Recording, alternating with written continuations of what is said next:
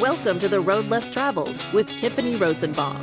This podcast is about sharing the success and failure of entrepreneurs. Join in and learn from others' mistakes so you don't have to go through the same hardships in business.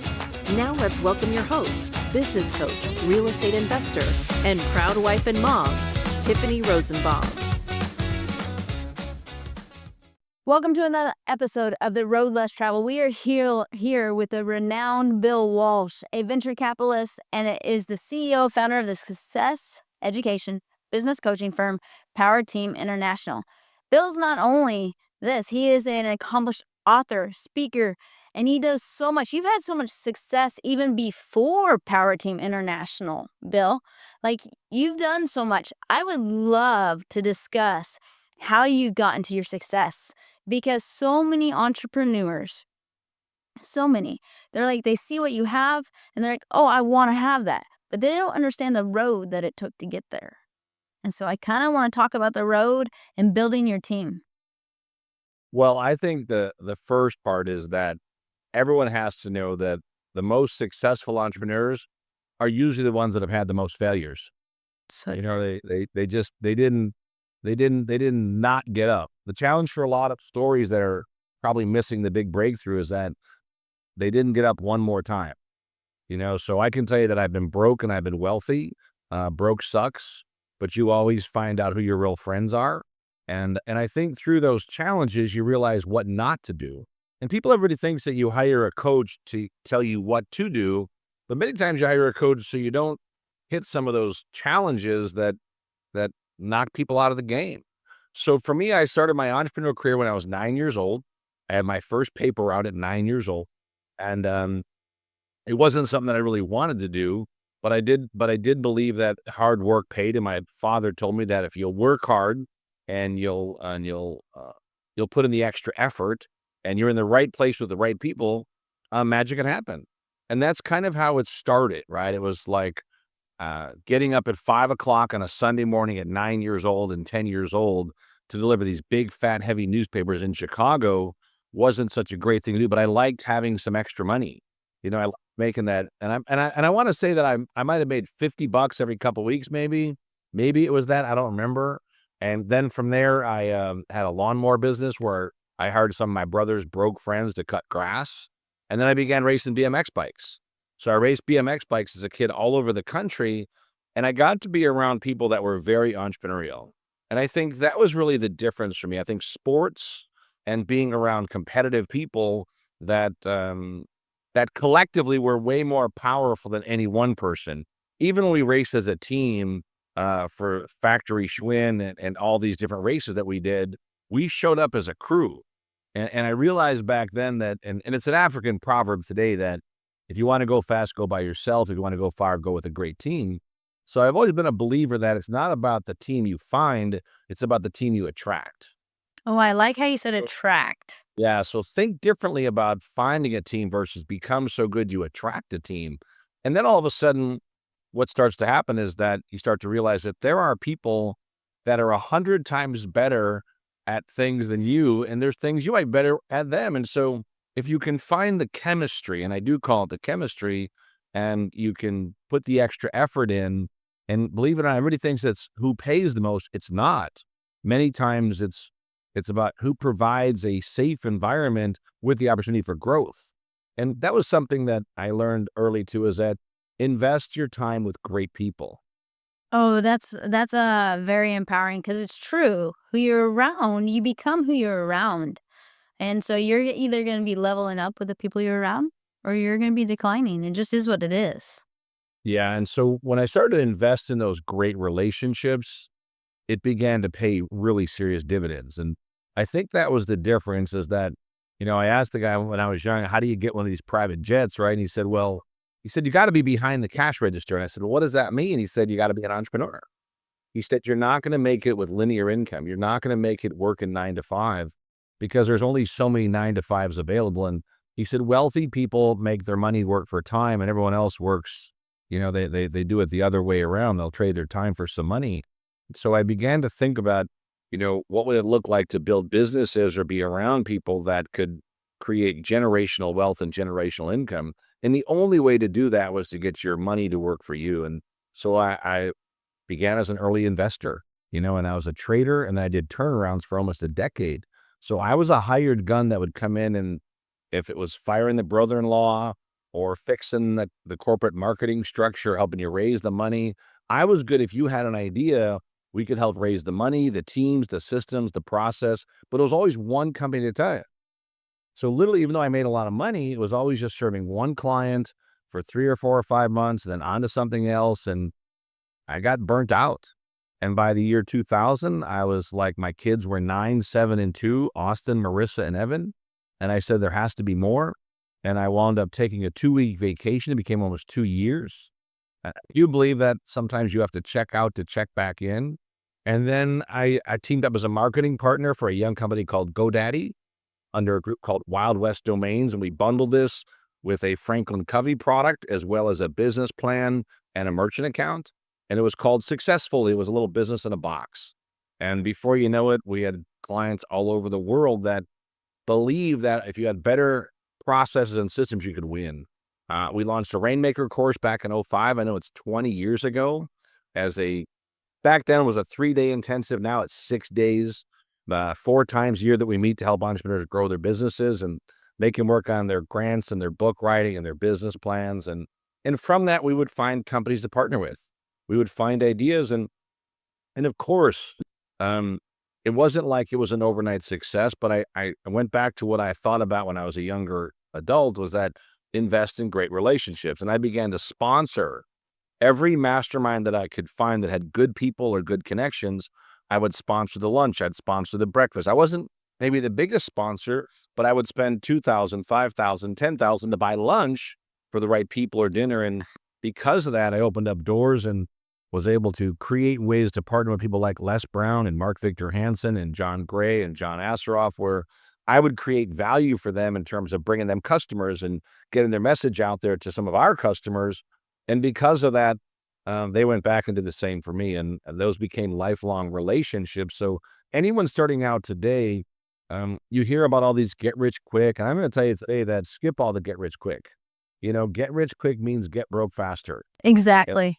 You can take it to the bank. And then we launched masterminds, and I got involved with a group called the Small Business Expo. I think it was back in 2011, 2012. And I began to train a lot of speakers how to sell from stage and put them on stages as part of the program. And the expo was a way to get out of the seminar world as we knew it and get into more just strictly small business owners. And back then it was like 2 cities. Within 5 years, it was 100,000 attendees a year. We brought on Google and AT&T and T-Mobile and Shark Tank, all the sponsors. And so when people tell you that you can't do things, just put your head down and go to work. And if you fail, get back up and try it again. And from there, now we're doing franchise expos. We're launching a new TV network this year. We're launching these new things called podcast mansions, where people can come and do podcasts and get their message out there. Because if you have a story, take your story to the market. If you have people that don't believe in you, that's okay. I've had success in a world of non-believers. And the funny thing is that I've never seen a monument built for a critic. There's no monuments for critics. So for all the critics in your life, just pretend they're cheering for you. And if you have failures, get back up and get around people that look for the people that call you when they know and when you know and they know that you can do nothing for them. Those are your real friends or your real people in your life. And spend more time with real people. Drake had it right, man. No handshake for the fakes, right? And I say the same thing. I say no cake for the fakes. And so you're going to have to go through that part of it, because you many times might think that they're there to cheer for you, but they're not. 100%. Believe it or not, if you do a production tomorrow and you do a post and a news release saying that you're launching a brand new book in Times Square on Thursday, this date, whatever it's going to be, most people don't care. But if you said, I'm going to start myself on fire in Times Square, they'd all show up for that. They will. It's crazy as that is, that take the time to find out the people that really do show up for your success story and invest your time wisely. And believe me when I tell you this, that I'll take quality over quantity all day long. I would rather have a smaller circle of really successful entrepreneurs than a big circle of people that really don't care about your success. They're just there for their own their own game to win. So it's an expensive lesson to learn, but I think that when you really take inventory of the real people you can count on in your life, and that's really where the magic's at, is that make sure that the work you're doing, you love it. You absolutely have to love it. It's got to serve a lot of people. There's got to be money in the space. You'd probably do it for free, and make sure you've got some kind of give back to your business. Make about what you're doing that can be here when you're gone. Journey of how to get to, how do you have a wildly successful global business? You do it through a lot of failures and pain, and you do it by serving a lot of great people. You do, and I like that. You said a lot of good nuggets. So I'm gonna actually like twist back in, but I like how you brought up stop the get rich quick schemes because they don't exist. If you look at any successful, truly successful entrepreneur, like you said, they went through failure. They went back and forth. They got back up. It was like you take Elon Musk. The first rocket didn't work. The second rocket didn't work. The third rocket didn't work. You know, I mean, you take Jeff Bezos, and they have billion-dollar losses. You know. Right. Well, for 12 years they lost money. Oh yes, and that's And unheard of. that people laughed at him that, you're going to sell books. Like, I mean, you realize I was there when they launched, and it's like, haven't you heard of Crocs and Brentanos? Haven't you heard of all these bookstores? Right. But, Jeff started by selling books, but what does he sell today? He sells whatever he wants. Exactly. He sells everything and everybody goes to Amazon, but he stuck with it and he stuck with it. What I find is entrepreneurs that are really successful, they've learned how to go through the suck longer or the suffer longer and see how long they can go without a return. How long can they go until they see the rainbow? And the longer they go, the more success they receive. Well, look at your own story, right? I heard you share your story to our group the other day that, ramen noodles was a feast, right? That being broke was part of life, but you put your head down and you realize that this is where wealth is created in real estate. And all you have to do is learn the rules of the game and learn the rules of engagement, stay in the game long enough. And I have a client that just had a $2 billion exit, cleared $1 billion. He said, Bill, where I really made my money was in the real estate because, over 40 years of building a business, they bought all the real estate and they owned all the real estate. And the thing is, once again, is that go back and study history and figure out where is true wealth created. It's not where the market's been, it's where the market's going. But you also had to pay your time. You paid a decade of your life to build a significant business that now you can do whatever you want with it, but you're still as excited. I'm still as excited today about new ventures that we do as I was 20 years ago as we were just starting the ground of the business. So, don't focus on where you've been. If you focus on where you've been, it's kind of like driving your car around Manhattan, but all you do is look in the rearview mirror. Yeah, it doesn't work. Yeah, so you got a big windshield, small rearview mirror, and give it give the windshield the respect it deserves. Oh, I love that. I actually want to go back a little bit further in your story because I loved it. And it was actually very similar to my life. And I did not know this about you. When you were 8, you had a lawn mowing business and you got friends to come over. And I don't think the viewers that are listening right now, that is a very learning experience. Like, so because we had a lawn mowing business, my dad was like, oh, it's time for y'all to have a job and business. You're going to be a lawnmower. And I'm like, oh, this is fun. And my brother learned really quickly to get friends to come and we'd pay the friends. Well, I figured out that if I was going to deliver, and that was actually newspapers when I started, Sunday morning newspaper route. And I don't know if you know much about Chicago, but the Chicago Tribune was a super fat newspaper back then. Today it's all digital. The paper's kind of thin, but it was fat back then. It had all the advertisements because there was no internet. There was no, online advertising. So everything that was advertised was put in the Sunday newspaper, and we had to wrap those things up and then deliver it door to door. And fortunately, my dad would drive me around, so we would put the newspapers in the trunk, and we would sit in the back seat and then run and deliver the papers. And it wasn't bad in the summertime. It was really bad in the wintertime. What time did you get up every morning to do it? Oh, like 5 o'clock on Sunday morning. It was just Sunday morning. It was the only day that I delivered. But think about this. My dad worked, as an electrician, and he worked 5-6 days a week. And then for him to get up on a Sunday morning, which was really like his only day of rest to take me out to deliver newspapers, that was a big deal. But I'd always figure out who wanted to spend the night on Saturday to help out because then they wanted to come hang at my house because my older brothers were super cool. But then they had to wake up the next morning to deliver newspapers. They didn't like that so much. But But I learned about recruiting and team building when I was 9 years old. That's impressive because that's harder. Like you said, as we've gone through your story, find the ones that really want to be around you and see your success as well. So how old were you when you got into the lawn mowing business? I was like 11 years old. 11 years old. Yes, So I never really cut grass. My dad said I had to cut the grass, and I said, "You mean I have to get the grass cut?" I like it. I like And it. there's a difference. They said, "Don't be a smart ass," and I figured out that I could probably get my brother's friends to do that work, and I had all the customers from the newspaper, so why not just have them cut some grass, and it just worked out. And then I got into BMX racing, and from the BMX racing, I got to learn because our bikes had to be perfect. They had to be clean every weekend. They had to be ready, and we went there as a team to win. We didn't go there just to race. We went there to win, and that's the difference, right? See, some people want to be in business to be in business, but really you're in business to win. You're in business to build something successful. And when you think about it differently, I promise you, when your attitude changes, so does your latitude. And when your mindset changes, that you're not involved in the game just to be in the game. You're in the game to win. And that's a whole different mindset as a participant versus a victor. Yes. And I would tell you that starting today, if you're in business, figure out what does it take to win and what does it take to serve more clients. And everyone thinks it's money. It's not the money. The money's a byproduct of serving well.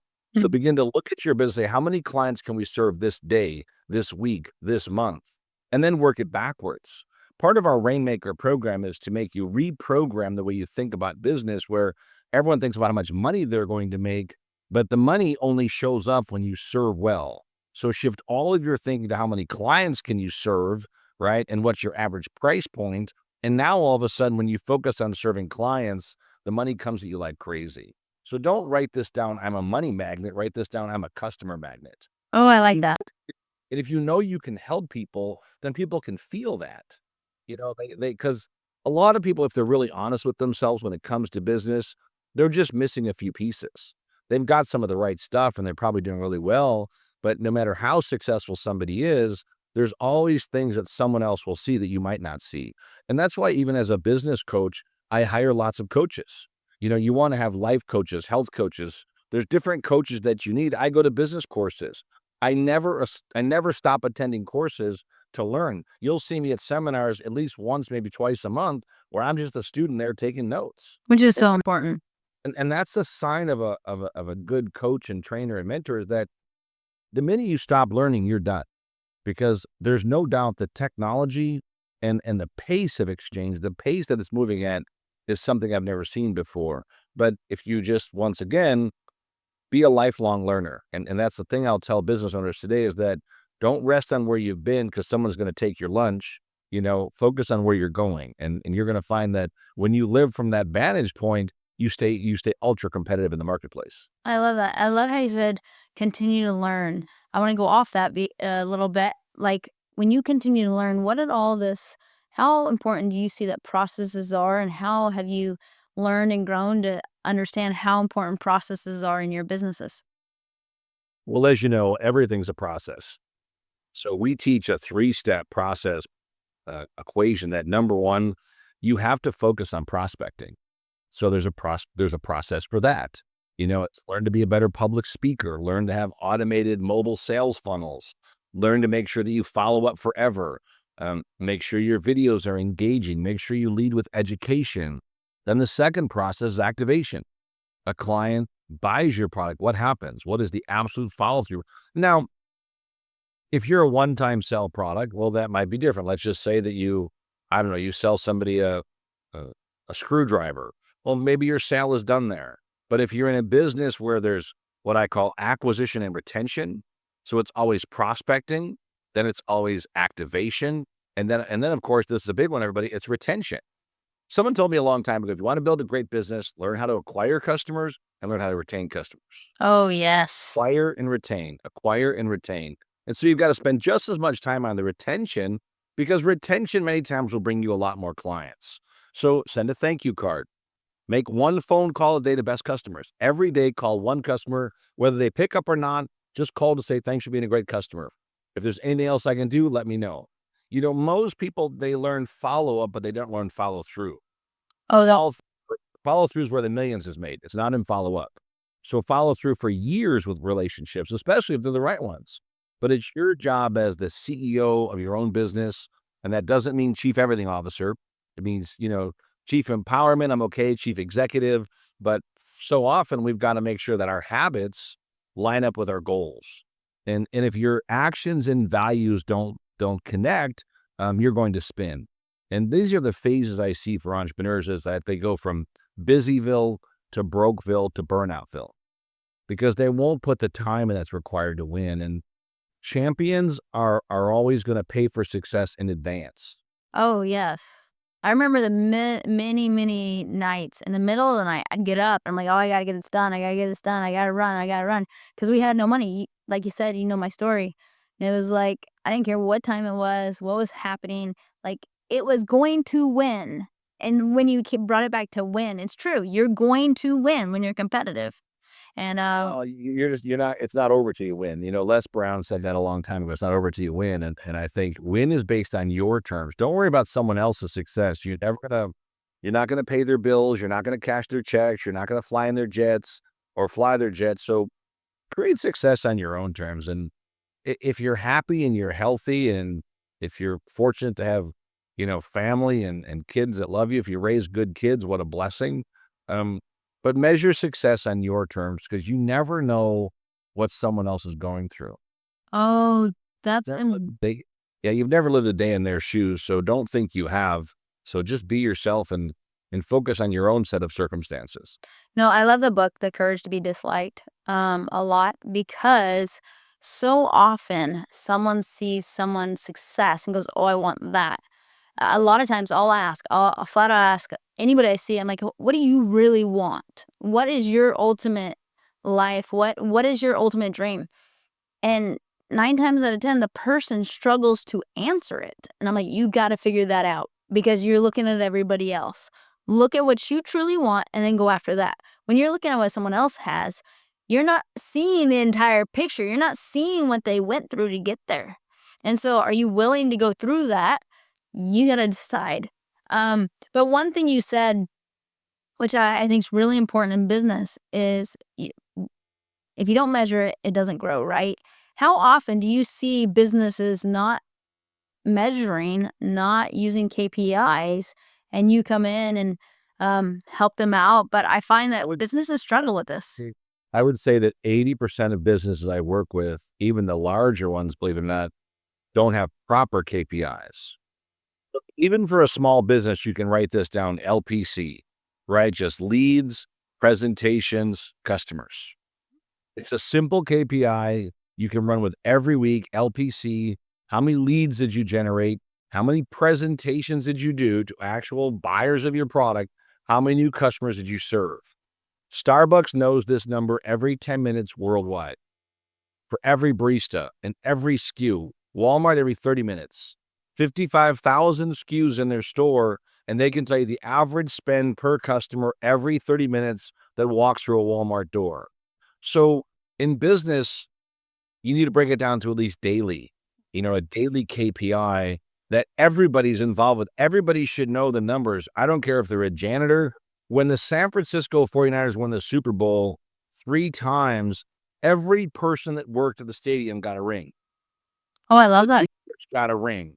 Everybody got a ring, because they all felt that whether you were in a concession stand, if you're an employee of the 49ers family, the DeBartolos, they felt you deserved a ring. Now, is it the same ring? No, it's not. But it doesn't matter. They knew they were part of something bigger. And so your entire team needs to look every day and figure out, are you on track or off track? Are things going right or going wrong? Because sometimes they don't know. So it's your job to make sure the team knows that either they're part of the solution or they're part of the problem, but they can't be both. I love what you said right You there. gotta really be very, very consistent. And that's really what, once again, well, how do you win, Bill? I'm just more persistently consistent than others. I'm willing to show up when they're not. I'm willing to get up early, go to bed late, and I'll take the extra phone call that a lot of times people won't do because they get caught up in their own world. So don't bitch when things don't work. Just get better. Just get better. I tell my competition, I would speak at events and I would sell very well, and they wouldn't. They said, oh, well, Bill took all the money. I'm like, don't bitch, man, just get better. Just know the outcome.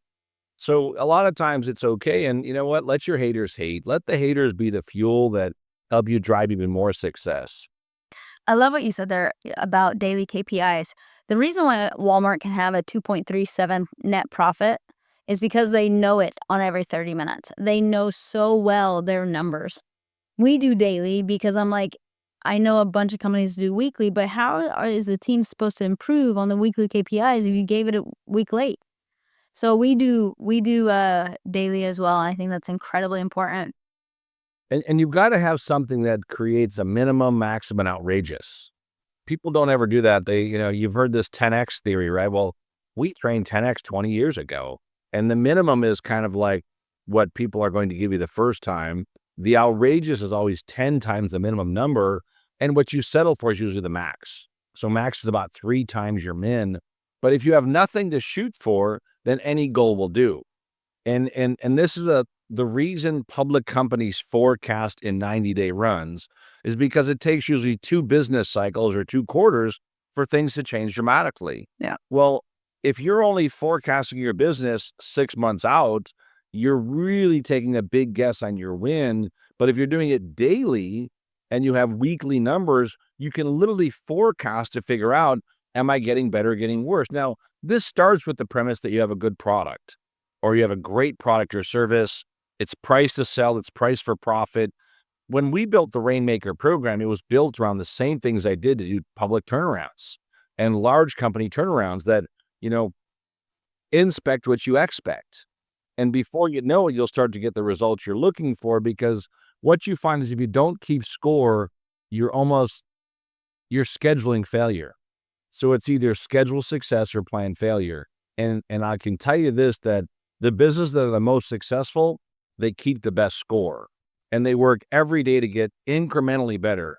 I had a friend of mine who was the head of the dean of the business school at University of Phoenix. And he said, success is all about incremental gains.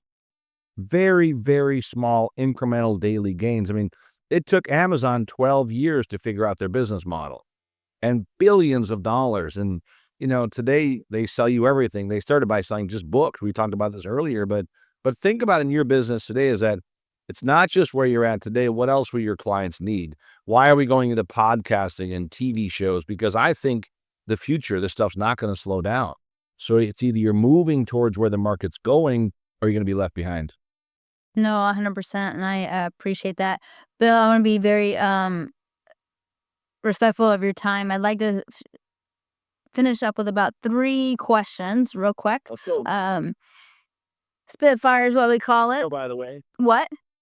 thanks for having me on your show. Oh, yeah, 100%. We love having you. I've been around you. I've learned a lot about you, and you're always fun to be around.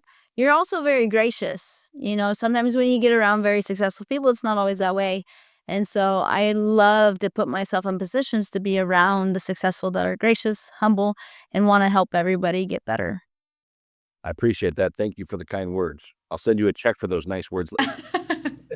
Exactly. So what would you say to our entrepreneurs, our viewers, if they're going through a rough time? What would you say to help them?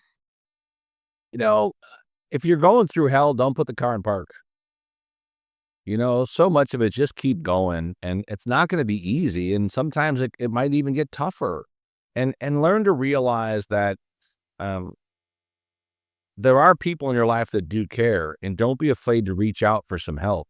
Don't be afraid to reach out and say things aren't so good. That the times are really tough, and you don't have to go post this on social media.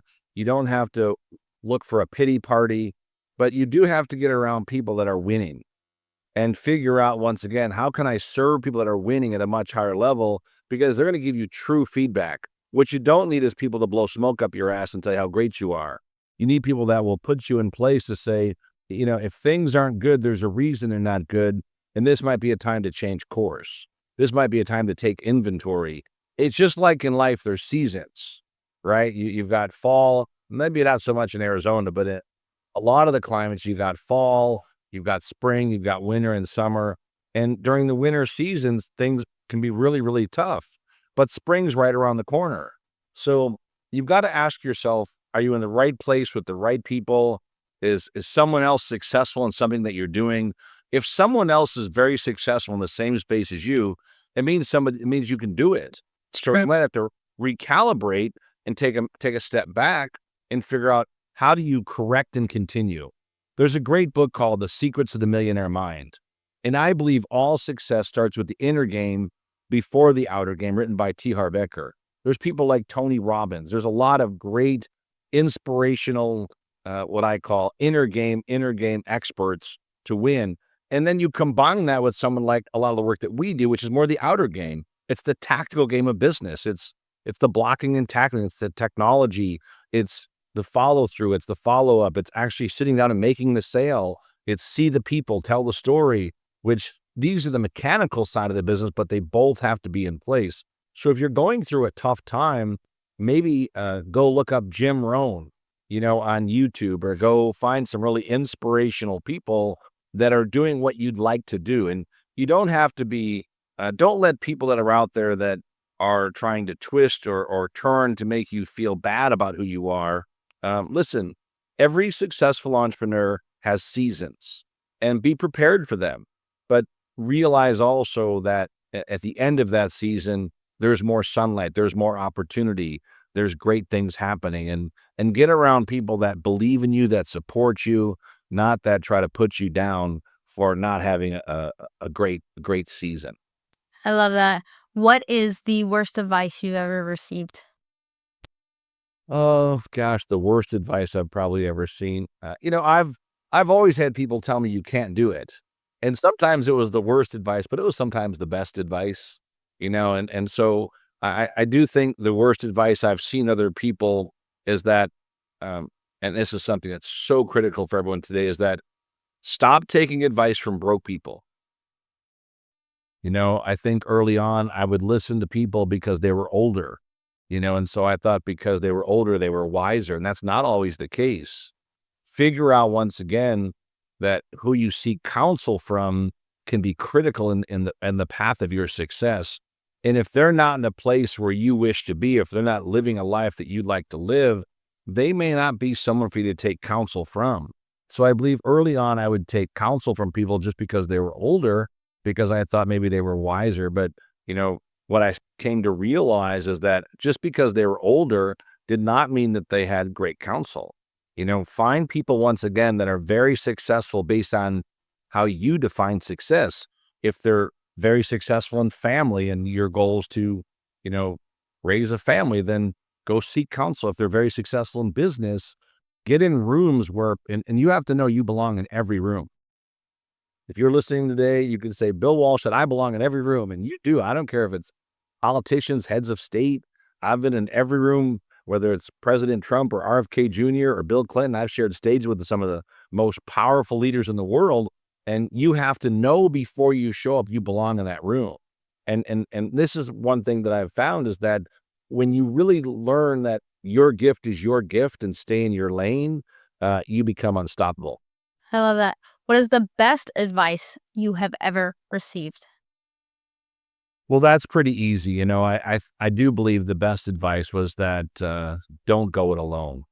If you really want to build something significant, you've got to attract and build a great team. You just can't do it by yourself. So if you're listening today, if you pick up nothing else from what I say, an African proverb says, if you want to go fast, go alone. But if you want to go far, go with a great team. What they don't tell you is that you don't find a great team, you attract a great team. So be the leader every day that inspires people to win, not through putting people down and not through motivation, but truly by having a vision so large it attracts the right people. And that's what I strive to work on daily, is how do I become a better person, a better father, a better leader, a better communicator, so that I can inspire others to win. And I think when you really start to realize we're all a work in progress, that's definitely great advice to take heed to. I love that. Last question. Is there a book that you would recommend for our viewers to read to help them in entrepreneurship? Well, I just gave you that book. I think that's a great one. But I would tell you that these are a few books I would tell everyone to read. Number one is called Think and Grow Rich. I like that book. That is an absolute must read by Napoleon Hill. The other one's called Outwitting the Devil. And that's a powerful read from Napoleon Hill and my great friend Sharon Lechter, who also wrote Think and Grow Rich for Women, and she co-authored the Rich Dad, Poor Dad brand. And I'll always plug my own book. If you've ever seen the movie The Secret, I wrote a best-selling book called The Obvious. If you want, we can give all your listeners a copy. I'm glad to give away a digital copy for whoever would like one of those. Those are books that are, I can just tell you that they will help you pave the way to win. I love it. Well, Bill Walsh, we appreciate you coming on today. I always love talking with you and learning with you and growing. So I appreciate it. Absolutely. Is it okay? Can we give away a book today? Is that okay? Yes, 100%. So if you guys would like a free copy of my book and a newsletter and some other cool gifts, you just text the word obvious. It's kind of an easy one, right? You text the word obvious to 26786 and you'll get that book as a gift from Tiffany and the show. And it's always an honor to work with you. Just keep up the great work. Anything I do to support your work, your vision, your path, count me in. Awesome. Thank you so much, Bill. Absolutely. Thank you so much. Have a great day. You do. Thanks for tuning in today to The Road Less Traveled. If you're organizing an event, workshop, or simply planning something exciting and would like to have Tiffany Rosenbaum join you or want to have her on your podcast, visit TiffanyMRosenbaum.com and click on Book Tiffany to get started.